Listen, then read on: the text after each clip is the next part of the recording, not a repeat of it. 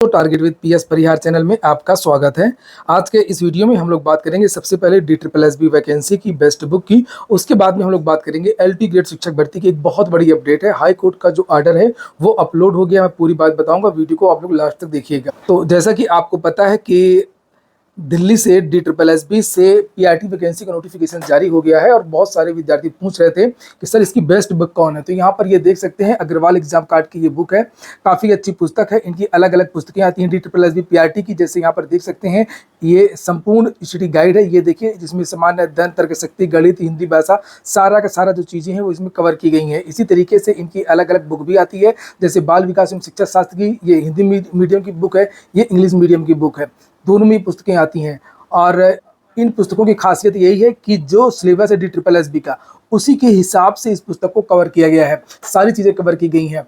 ये पुस्तकें आप लोगों को DSSB की सभी कापी किताबों की दुकानों में मिल जाएंगी और अगर आप लोग ऑनलाइन मंगवाना चाहते हैं तो उसकी लिंक मैंने डिस्क्रिप्शन और कमेंट बॉक्स दोनों जगह उपलब्ध करा दी है। तो अगर आप लोग चाहें तो इसे ऑनलाइन भी मंगवा सकते हैं। देखिए, यूपी का तो कोई भरोसा नहीं है प्राइमरी वैकेंसी का। अभी TGT PGT के बारे में तो रोज समाचार पत्रों के माध्यम से जानकारी दी जा रही है, लेकिन PRT वैकेंसी के बारे में जानकारी नहीं दी जा रही है।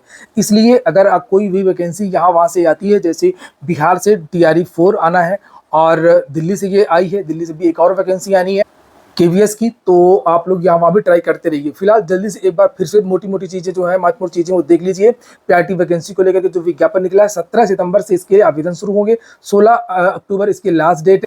पदों की संख्या की अगर हम लोग बात करें तो टोटल जो पद है वो 1180 पद है। पदों की संख्या काफ़ी कम और इसकी जो आवेदन है वो इसकी वेबसाइट है DSSBonline.nic.in। नीचे और भी बहुत सारी महत्वपूर्ण चीज़ें दी गई हैं, जैसे खास तौर से योग्यता के बारे में जानकारी दी गई है। तो जैसे जो DLED की योग्यता होती है, यानी कि इंटरमीडिएट, तो इंटरमीडिएट प्लस एलिमेंट्री एजुकेशन में अगर आपने डिप्लोमा किया हो या डिग्री किया हो एलिमेंट्री एजुकेशन में, यानी कि या तो DLED किया हो या आपने BLED वगैरह किया हो, तो आप लोग आवेदन कर सकते हैं। और साथ में वहाँ पर केवल और केवल CTET चलेगा। अगर आपने PRT लेवल का CTET पास किया है तो आप लोग आवेदन कर सकें।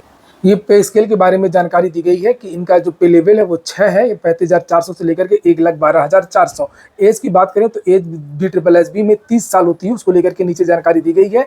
SC ST OBC आदि को उम्र सीमा में छूट भी दी गई है। यहाँ पर ये देख सकते हैं, एज के बारे में जानकारी ये दी गई है। इसका एक एग्जाम होगा, एग्जाम को लेकर के 100 रुपये का फॉर्म है और इसका जो एग्जाम होगा उसका जो सिलेबस वगैरह है वो भी इसमें दिया हुआ है। ये देख सकते हैं, ये 1 टियर टेक्निक, ये देखिए। और 200 क्वेश्चन पूछे जाएंगे आपसे, 200 प्रश्न आएंगे और इनका जो मार्क होगा वो भी 200 नंबर का होगा। 100 नंबर का ये पूरा GS वाला पार्ट है, जिसमें कई चीज़ें पूछी जाएंगी। जनरल इंटेलिजेंस होगा, जनरल अवेयरनेस होगा, पूरा सुपर टेट का सिलेबस है। Arithmetic and numerical ability, English language and comprehension, Hindi language and comprehension, 100 number का। उसके बाद में 100 यहाँ पर ये अलग से एक और उसका सेकेंड पार्ट है, MCQs है और ये NCTE का जो क्यूरिकुलम है उसके हिसाब से इससे में प्रश्न पूछे जाएंगे। ये पेपर है बाइलिंगुअल होगा, हिंदी और इंग्लिश दोनों मीडियम में ये पेपर आएगा और 1/4 की नेगेटिव मार्किंग होगी। इसको लेकर के भी नीचे जानकारी दी गई है।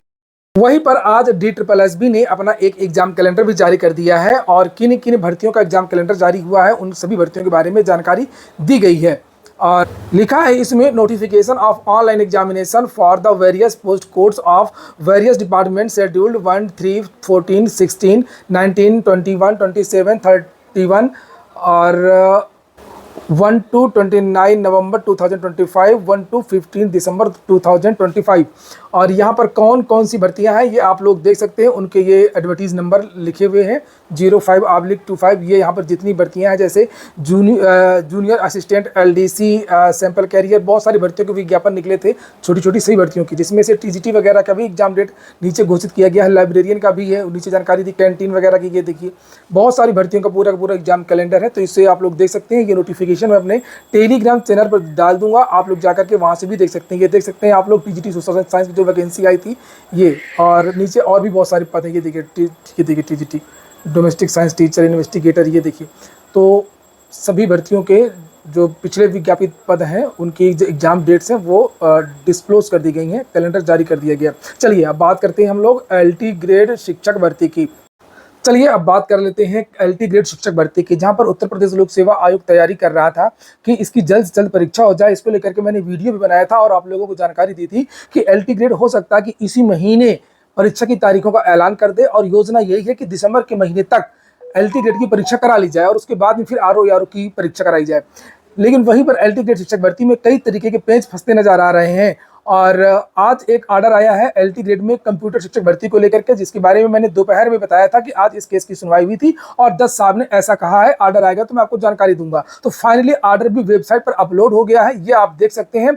विद्यार्थियों की मांग थी कि एलटी ग्रेड शिक्षक भर्ती में जो कंप्यूटर विषय है उसमें बीएड को अनिवार्य किया जाए, बीएड को अधिमानी अर्हता रखा गया था। और जज साहब ने ऐसा ही आज के आदेश में कहा है कि जो विद्यार्थी भर्ती पर उन्होंने रोक नहीं लगाई है, उन्होंने ये कहा कि भर्ती को चलने दिया जाए, लेकिन जो विद्यार्थी बीएड पास नहीं है उन विद्यार्थियों को अनुमति न दी जाए, उन विद्यार्थियों को इस नौकरी में नियुक्त न किया जाए। बीएड के जो नॉन बीएड के जो छात्र हैं जिन्होंने बीटेक एमसीए या कंप्यूटर साइंस में बीएससी किया है या ए लेवल किया है, वो विद्यार्थी आवेदन कर सकते हैं, लेकिन उनको बीएड करना होगा। अब ये बहुत बड़ा झटका उन विद्यार्थियों के लिए जो विद्यार्थी बीएड पास नहीं है। ये देख सकते हैं आप लोग, ये केस है सीमांत सिंह है और यहाँ पर प्रवीण मिश्रा एंड अदर्स, ये प्रवीण मिश्रा के नाम से एक केस दाखिल हुआ था। बहुत सारे छात्र हैं और इसमें ये चीजें लिखी हैं। मैं आपको इसका हिंदी अनुवाद दिखा देता हूँ। और यहाँ पर एक लास्ट में एक लाइन है, ये देख सकते हैं, ये देखिए, ये अभी मैं आपको आगे भी दिखाऊंगा, लेकिन ये जो महत्वपूर्ण लाइन है ये देखिए, in the mean time the respondent में प्रोसीड विथ सिलेक्शन प्रोसेस।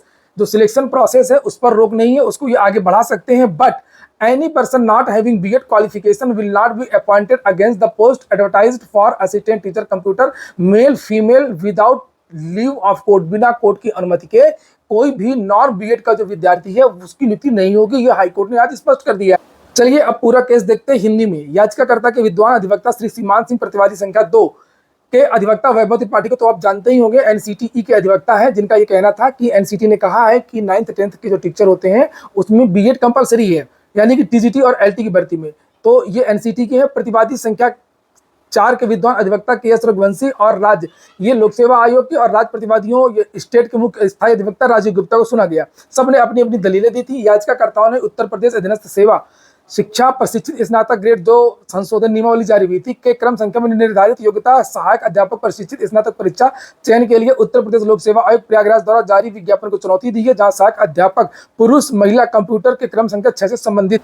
नीचे लिखा है कि चुनौती मूलतः इस आधार पर है कि संशोधन अधिनियम और विवादित विज्ञापन में यह प्रावधान की सहायक अध्यापक कंप्यूटर के पद पर चयन के लिए बीएड केवल एक अधिमानी योग्यता होगी।